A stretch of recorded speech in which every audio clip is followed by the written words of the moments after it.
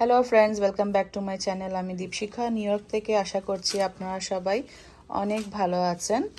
তো আজকে আমরা লাঞ্চ মেনুতে বানাচ্ছি কুমড়ো পাতার বাটা। তো এখানে কিছু কুমড়ো পাতা নিয়ে নিয়েছি, যেটা হবে চিংড়ি মাছ দিয়ে। সেটা আপনাদেরকে শেয়ার করব আমরা কিভাবে কুমড়ো পাতা বাটা বানাই। এখানে মা শাক কেটে রেডি করে নিচ্ছে।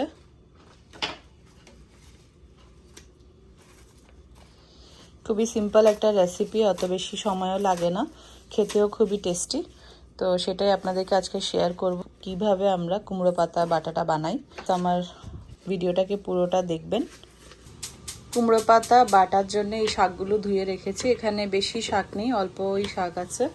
এখানে 7টা বড় সাইজের চিংড়ি মাছ কেটে রেখেছি, এগুলোকেও ব্লেন্ড করে নেবে। কুমড়ো পাতা বাটার জন্য লাগবে সরষের তেল। তো এখানে একটা ফ্রাই প্যান ভালো করে গরম করে নিচ্ছে, আর এখানে নিচে অনেক কটা কাঁচা লঙ্কা, আর এখানে 10-12টা রসুন, গোটা রসুন নিয়েছে। এখন ফ্রাই প্যানে দিয়ে দিচ্ছে সরষের তেল। তেলটা একটু গরম হওয়ার জন্য অপেক্ষা করতে হবে।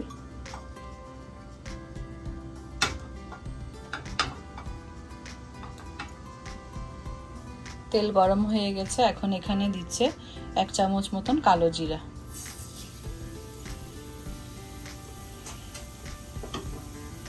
আর দিয়ে দিচ্ছে গোটা রসুন আর কাঁচা লঙ্কা।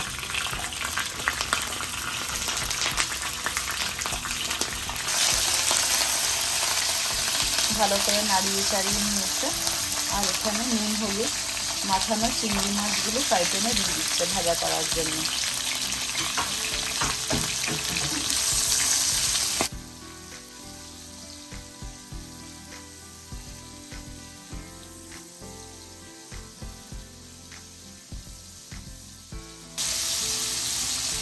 যে কোনো ভর্তা বা বাটা এ ধরনের সাদা ভাত দিয়ে খেতে খুবই ভালো হয়, আর মুখে খুব রুচি আনে।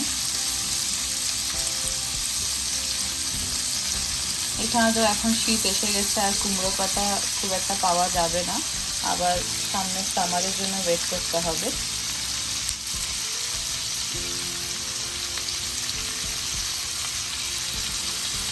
এগুলোকে একটু ভালো করে ভেজে নিতে হবে। কুমড়ো পাতা বাটাটা নিরামিষও করা যায়, বাট আমরা একটু চিংড়ি মাছ দিচ্ছি একটু স্বাদের জন্য। এখন দিয়ে দিচ্ছে ধুয়ে রাখা কুমড়ো পাতা।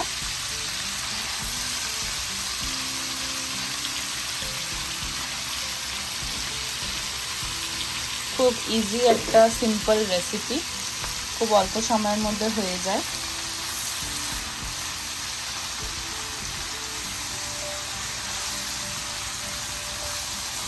ভালো করে নাড়িয়ে চাড়িয়ে নিচ্ছে শাকগুলোকে।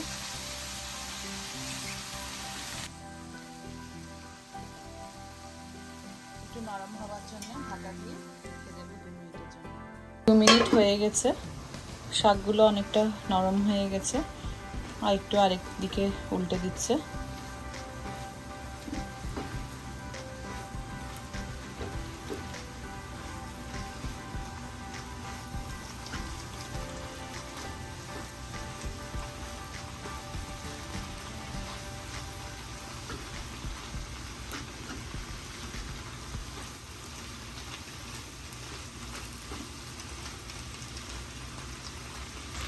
শাকটা হয়ে গেছে, আর এটাকে ঠান্ডা করে কিছুক্ষণ পর ব্লেন্ডারে পেস্ট বানিয়ে আবার এটাকে ফোড়ন দেবো। তো পরের প্রসেসগুলো আপনাদেরকে দেখাচ্ছি, একটু ঠান্ডা হওয়ার জন্য রেখে দিই। কুমড়ো পাতার সুন্দর একটা পেস্ট বানিয়ে নিয়েছে। এখন এদিকে ফ্রাই প্যান আবার গরম করেছি, এখন এখানে দিচ্ছি সর্ষের তেল। এই রেসিপিটা হবে পুরো সর্ষের তেলের ওপরে।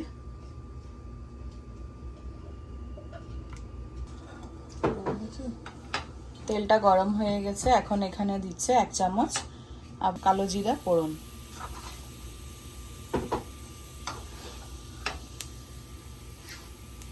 এখন এখানে দিয়ে দিচ্ছে ব্লেন্ড করে রাখা কুমড়ো পাতা আর চিংড়ি মাছ বাটা।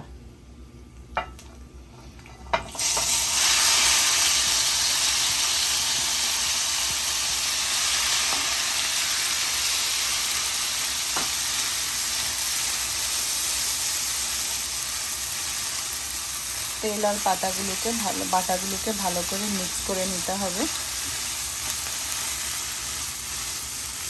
আসবে এখানে একদম ড্রাই টেক্সচার আসবে।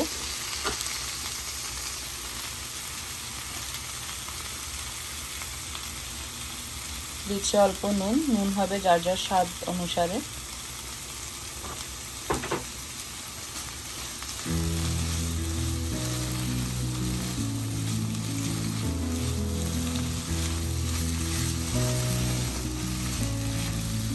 এক মিনিটের জন্য এইভাবে রেখে দেবে, তারপর আবার একটু উল্টে পাল্টে নেবে। কুমড়ো পাতা আর চিংড়ি মাছ বাটা এটা হয়ে গেছে।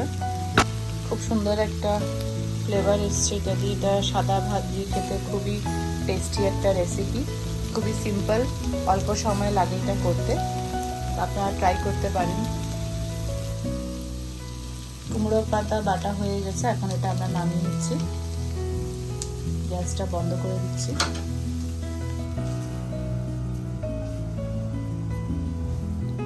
তো ফ্রেন্ডস, আমাদের আজকে এই কুমড়ো পাতা বাটা রেসিপি আপনাদের কেমন লেগেছে আপনারা অবশ্যই কমেন্ট করে জানাবেন কেমন লেগেছে।